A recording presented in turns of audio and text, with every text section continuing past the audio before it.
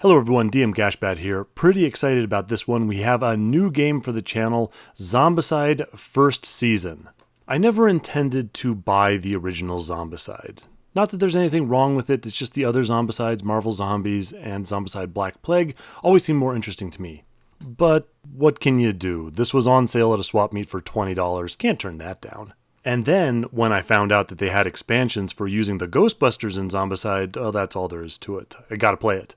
Quick digression, we always do a themed Halloween every year, and a couple of years ago we had done Ghostbusters. Here's a picture of me all decked out in my Ghostbuster uniform with the proton pack and everything, and as I'm making this Halloween, I was thinking to myself, it would be really cool to do like a little fan film with a Ghostbuster or a Ghostbuster franchise member fighting a horde of zombies. An action, kung fu, comedy, horror, survival short.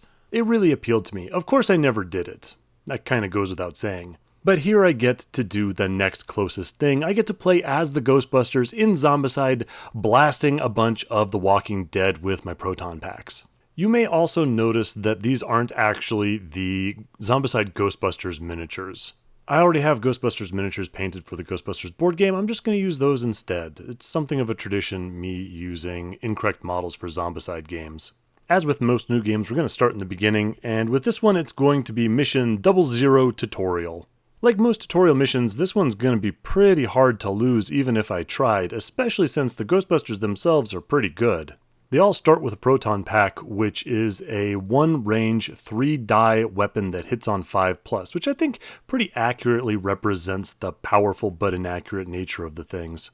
All of the Ghostbusters start with the proton pack Escalation skill. This skill means that each consecutive attack with a proton pack adds 1 die to the number of attack dice that it rolls. So if you're attacking with the proton pack for the second time in a single turn, you're going to roll 4 dice instead of 3. Your third attack will roll 5 dice instead of 3, and so on.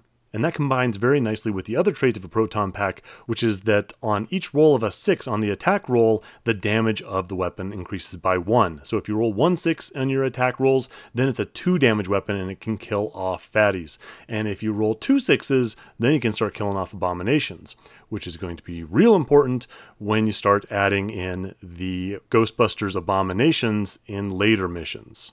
But that's getting ahead of myself because in this mission, in the tutorial, you're using a reduced set of zombie cards. The only zombie cards that you're using results in between 0 and 2 regular walkers at the blue experience level. You also don't hand out the starting equipment as usual. Every Ghostbuster gets a pan, and the pistol, fire axe, and crowbar cards are placed at the top of the equipment card. So they're the first things that you're going to find when you start searching for equipment. The objective for this mission is very simple. There is a single objective at the other side of the map. You just need to get it.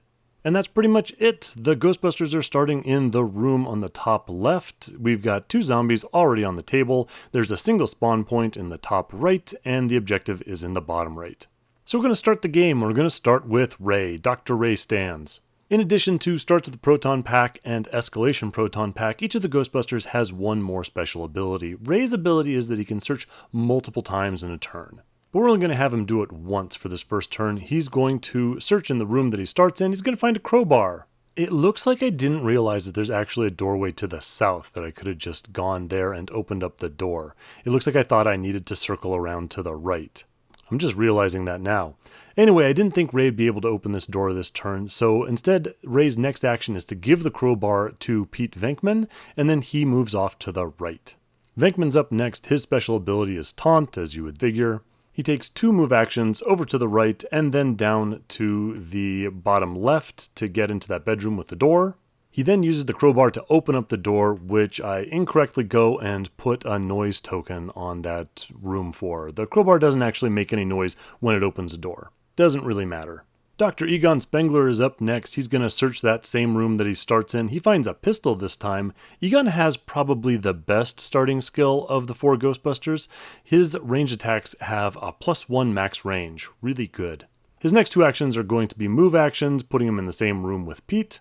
Winston's going to do the same thing. He's going to get himself a fire axe, move to that same room. The nice thing about these initial searches is that I know I'm not going to get the card. I know I'm not going to spawn a zombie when I search these first 3 cards. In the zombie phase, the zombies stagger forward 1 space, and we spawn a new walker in the spawn zone in the upper right. I'm going to start the next turn with Dr. Spengler. Dr. Spengler is going to draw the neutrino wand of his proton pack and blast at that walking corpse right outside the door. 3 dice needing 5 to hit gets myself the requisite hit, and the zombie gets explodified. That's 1 XP for Egon. Since we're about to leave the building, might as well do one more search before I hit the street. I'm just curious what's in this equipment deck. Egon finds himself a submachine gun. Kind of cool. The submachine gun has almost the exact same stats as the proton pack, except that it makes a noise, and of course Egon gets his escalation skill when using the proton pack. So it's not something I'm likely to use, but it is a funny image, the idea of Spengler walking out with his MAC-10. The next 2 Ghostbusters are both going to do the same things. Winston and Venkman are both going to search the room that they're in and then use 2 actions to head out onto the street. Winston finds a shotgun, which is pretty cool, causes 2 damage, nice if we ever run into any big zombies. And Venkman finds plenty of ammo, which allows you to re-roll attack rolls using a shotgun, so those 2 would pair up pretty well. Ray just spends 3 actions to catch up with the lead Ghostbusters. Zombie phase, the 2 zombies shuffle forward and a new zombie appears in the top right. And it's back to my team. We're going to start off with Ray this round. Ray's going to take 1 move action forward and then blast that zombie in the middle of the board. He then moves 1 more time to get in front of the door of the building that's holding the objective. Venkman moves 2 squares, gets in front of that same door, and uses the crowbar to open it up, again putting down a noise token when I really shouldn't. Zombicide Black Plague has taught me that I should start with spawning new buildings at the very far room and then work my way towards the front. So the back room gets the 2 zombie card, the one above that room gets 1 walker, the one to the left of that starting zone gets no walkers, nothing in sight, and the room right in front of me gets a single walker. Alright, we got some zombies to clear out. Winston moves 2 zones and with his final action shoots into the building, that first zone right there. Unfortunately, 3 dice needing 5+ to hit gets no hits, so that zombie's just fine. Happens sometimes. Egon was a bit behind the other Ghostbusters, so all he can do is move a full 3 zones to catch up, and then we're gonna have zombies in our ranks. So sure enough, all the zombies stagger forward 1 zone. The one in the room in front of us get into the zone with all the Ghostbusters, and the 2 zombies in the far room, the one with the objective, well, they've got equal distance to go the 2 routes that they've got, so one splits one way, the other splits the other. The spawn zone produces yet another single walker, and back to the Ghostbusters. Winston's feeling a little bad about missing that zombie the last round, so he takes out that fire axe of his, and he swings at the walker trying to dispatch it for the safety of his comrades. Unfortunately, he's about as inaccurate with the fire axe as he is with the proton pack. Hey, give him a break, he's new. Misses twice, but he does finally kill it with his 3rd attack. Pete Venkman's up next. We've got 2 zombies bearing down on us, one from the top, one from the right. This time it's Venkman's turn to miss with the proton pack, but now we get to use that escalation rule. He's going to make a subsequent attack, this time with 4 dice, so he kills the zombie in the room to the right, and then for his final action, he shoots again with the proton pack, this time rolling 5 dice, eliminates the walker to the north. 2 XP for Dr. Pete Venkman. Ray's up next, spends 1 move action to get into the building, and then just starts firing proton streams indiscriminately. Shoots into the zone to the south, kills that walker, and then now with 4 dice, shoots over to the right, eliminating that one. This house is clear. Egon takes it upon himself to secure the back lines, moves 1 zone to the north and shoots into the street zone to his right, kills the zombie there, and then with his +1 max range, shoots into the zone with the spawn point, eliminating that walker as well.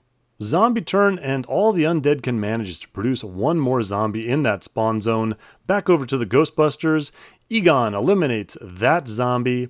The board is completely clear. He walks into the building while the rest of the Ghostbusters spread out, searching for the objective. Ray finds it in the bottom right room, picks it up. Game over, we win.